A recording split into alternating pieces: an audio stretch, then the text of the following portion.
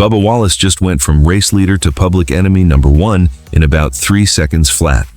The internet is demanding his suspension. 26 cars are destroyed, and the fallout from the Talladega big one is getting uglier by the minute. Is Bubba Wallace's NASCAR career in serious jeopardy? Could he actually face a suspension? And wait until you hear what Fox tried to hide from their interview. This story has more layers than you can imagine. Alright, let's rewind and set the scene at Talladega, because what happened here is insane. We're talking about one of the most destructive crashes in recent NASCAR Cup Series history. 26 cars. Let me say that again.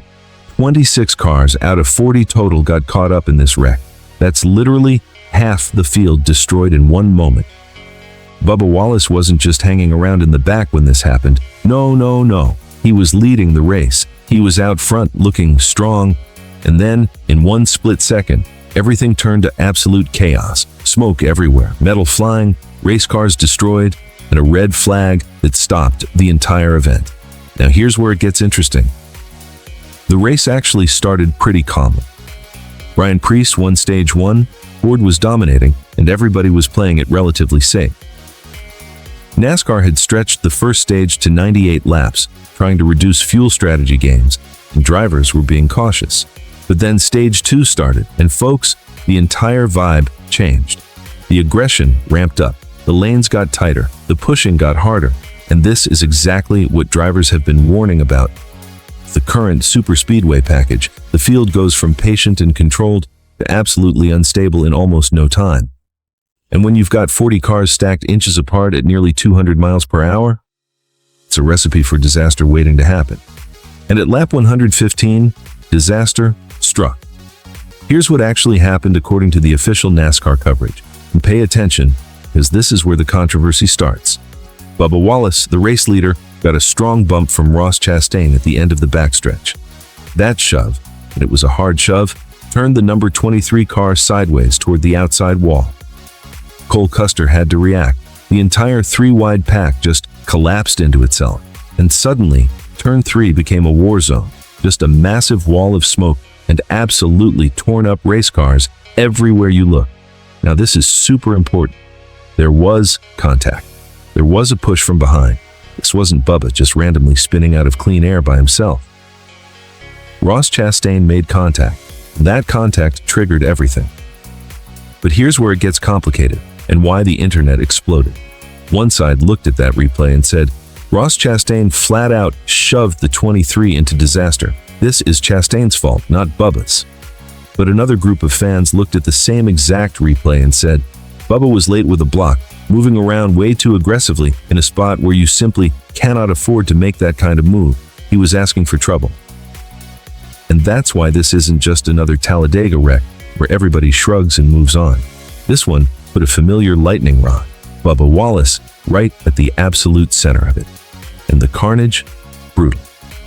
We're talking about Ryan Blaney, Joey Logano, Kyle Larson, Brad Keselowski, Ty Gibbs, William Byron, and a long list of playoff contenders who either had their day completely ended or their cars destroyed beyond repair. 26 cars collected, one of the largest crashes in Cup racing in recent memory, and it completely changed the entire race. Now, if you think the wreck itself was wild, buckle up, because social media, specifically X, formerly Twitter, absolutely lost its mind.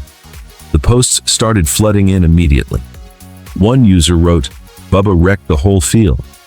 Another said, and I quote, can't be bothered to apologize for all the cars he wrecked. Doesn't say he hopes everyone is okay. What an entitled self-righteous. Then someone else posted, why does it say involved in the wreck when he caused it?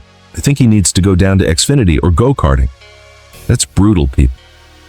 But here's where it gets interesting. It wasn't just hate. The fan base was completely split. Some fans were arguing that he was blocking both lanes and caused the whole thing. Others pushed back hard and said the replay clearly showed the shove from behind.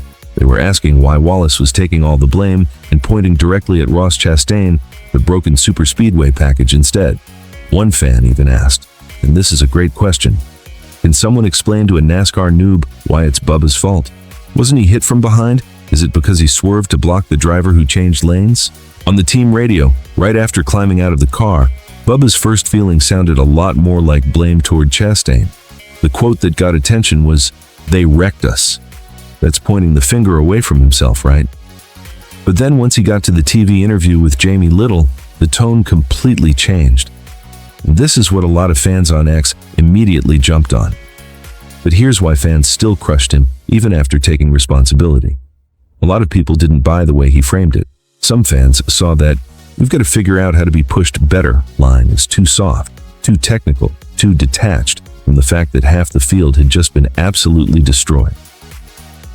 Others thought it sounded like he was spreading the blame to the car and the package instead of simply saying, "I moved, I got hit, the move failed, that one is completely on me." And because his team radio tone sounded different from his TV interview tone, that only fed the idea that his message was shifting depending on what microphone was in front of him. And now we get to the Fox angle, because this is where the broadcast company took an absolute beating from fans, and honestly, they deserved it. According to reports after the race, Bubba's very first line to Jamie Little, when she finally got to him for the interview, was sarcastic and pointed. He said, "Well, I dozed off waiting on you so long." There was a long delay before the interview started, and Jamie apologized, saying there was a lot going on. And when fans were already annoyed with Fox for drowning the race in commercials, this only made the network look worse. If you're going to show the interview, show the full interview. Don't airbrush the uncomfortable beginning and then pretend viewers won't notice. We're not stupid. But you know what? The other drivers involved brought some much-needed perspective to this whole situation, and their takes might surprise you.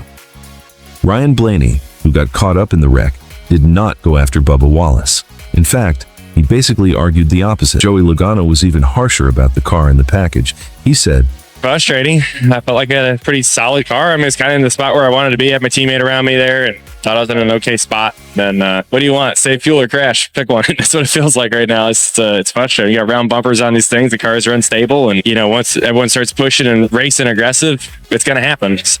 Even Kyle Larson, who also got collected, basically said the same thing in softer language. This fits perfectly with what a lot of drivers have been saying for months. These super speedway races are stuck between awkward fuel saving and inevitable chaos once everybody starts pushing for real. It's a broken system. What do you think?